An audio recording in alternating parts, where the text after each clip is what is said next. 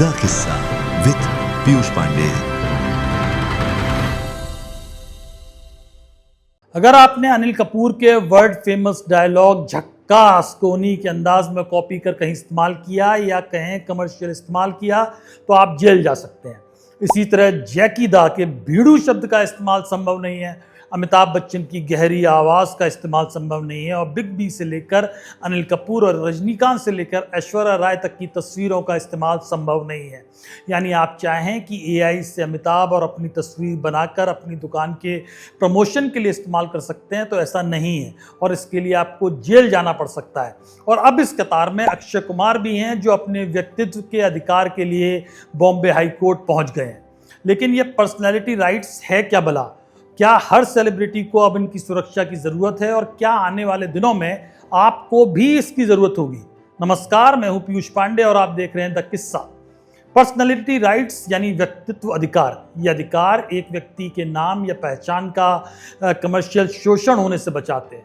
मतलब किसी व्यक्ति के अपने नाम, चेहरे, आवाज़, पहचान, तस्वीरों और अन्य विशेषताओं के कमर्शियल उपयोग को नियंत्रित करने की क्षमता इन अधिकारों से मिलती है। अब इसे ऐश्वर्या राय के एक एग्जाम्पल से समझने की कोशिश करते हैं जिनके व्यक्तित्व अधिकार हाल में कोर्ट ने सुरक्षित किए हैं। कोर्ट ने अपने आदेश में कहा कि उनके नाम या पहचान का इस्तेमाल टी शर्ट, मग, पोस्टर या कोई डिजिटल कंटेंट बनाने में नहीं किया जा सकता। इतना ही नहीं, उनकी छवि बिगाड़ने के मकसद से भी उनके नाम, चेहरे या तस्वीरों का इस्तेमाल नहीं किया जा सकेगा। यही नियम अमिताभ बच्चन के मामले में लागू होता है और बाकियों के मामले में भी। हाल में जाने माने पत्रकार सुधीर चौधरी ने भी अपने व्यक्तित्व अधिकार सुरक्षित कराए हैं। दरअसल उनके मामले में भी कई ऐसे वीडियो वायरल थे जहां लोग उनकी जुबान से कुछ और कहलवा रहे थे जो उन्होंने नहीं कहे थे। मुझे याद है कि आज तक में रहते हुए मैंने भी उन्हें एक वीडियो भेजा था जिसमें वो किसी प्रोडक्ट का प्रचार करते हुए दिख रहे थे और उन्होंने कहा कि उन्होंने नहीं किया।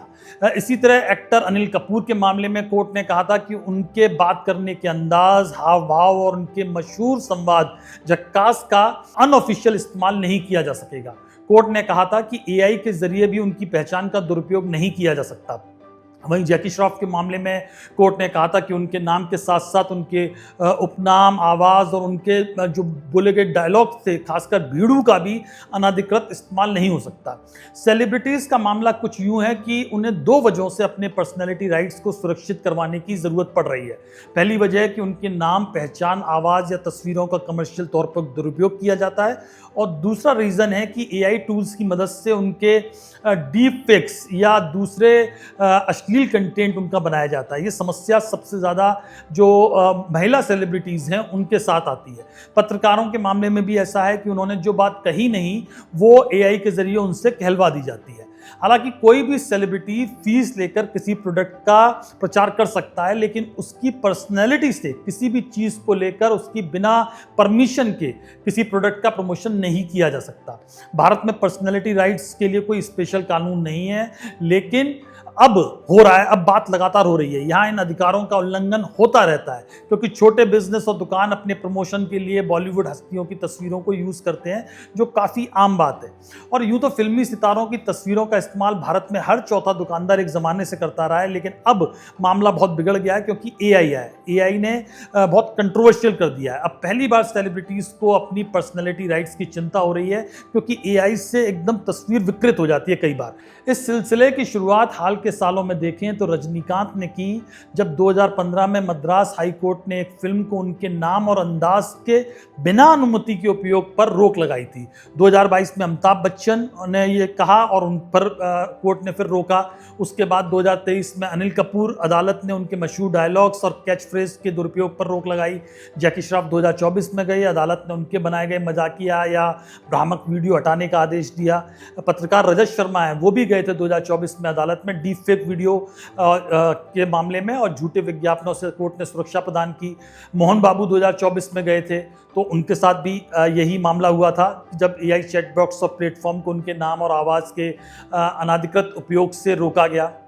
इसी तरह 2025 में ऐश्वर्या राय ने कहा कि उनको एक कंपनी ने अपनी चेयरपर्सन बता दिया और उनकी तस्वीर का दुरुपयोग किया, जिसके बाद कोर्ट ने कानूनी कार्रवाई की। ऐश्वर्या राय ने तो अपनी याचिका में कहा था कि कई वेबसाइट और लोग एआई के जरिए उनका चेहरा लगाकर पोर्नोग्राफिक और अश्लील कंटेंट भी बना रहे हैं और उससे साझा कर रहे हैं। इस याचिका पर कोर्ट ने कहा था कि जब एक मशहूर व्यक्ति की पहचान को उसकी सहमति के बिना इस्तेमाल किया जाता है तो इससे न सिर्फ उसके व्यवसायिक नुकसान होता है उसका, बल्कि ये उसकी गरिमा के साथ जीने के अधिकार को भी प्रभावित करता है। भारत में पर्सनैलिटी राइट्स और उनके संरक्षण का स्पष्ट कानून या उल्लेख किसी कानून में नहीं है, लेकिन अदालतों ने इन्हें गोपनीयता यानी राइट टू प्राइवेसी और राइट टू प्रॉपर्टी के तहत मान्यता दी है। इसके अलावा अदालतों ने पासिंग ऑफ और डिसेप्शन यानी धोखे या भ्रम पैदा करने जैसे बौद्धिक संपदा अधिकार के सिद्धांतों का हवाला देकर भी इन अधिकारों की रक्षा के आदेश दिए हैं।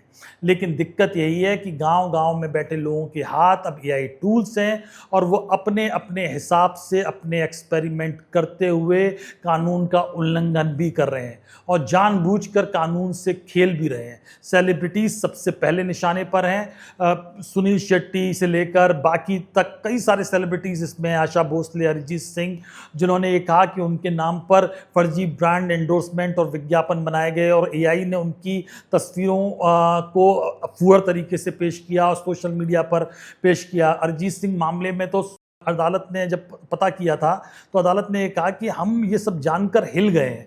तो इस तरह के सैकड़ों मामले लगातार अदालत के सामने आए हैं। अब सवाल ये है कि क्या सिर्फ सेलिब्रिटीज़ को अपने अधिकार सुरक्षित करने की ज़रूरत है, पर्सनैलिटी राइट सुरक्षित करने की ज़रूरत है, क्योंकि भविष्य में हो सकता है कि कोई कहानीकार हो जो साहित्यिक कहानी पढ़ता हो, कहता हो, उसके नाम से अश्लील कहानी कह दी जाए। भविष्य में हो सकता है कि कोई बड़ा डॉक्टर जो एलोपैथी का है, एम्स का है, उसके नाम से होम्योपैथी की दवा बेचते हुए नजर आए एआई पर। यानी अब जो दूसरी कैटेगरी के सेलिब्रिटीज़ हैं या हर वो शख्स जो अपने आप को क्रेडिबल मानता है, अपनी क्रेडिबिलिटी मानता है, उसको भी पर्सनैलिटी राइट सुरक्षित कराने की ज़रूरत है।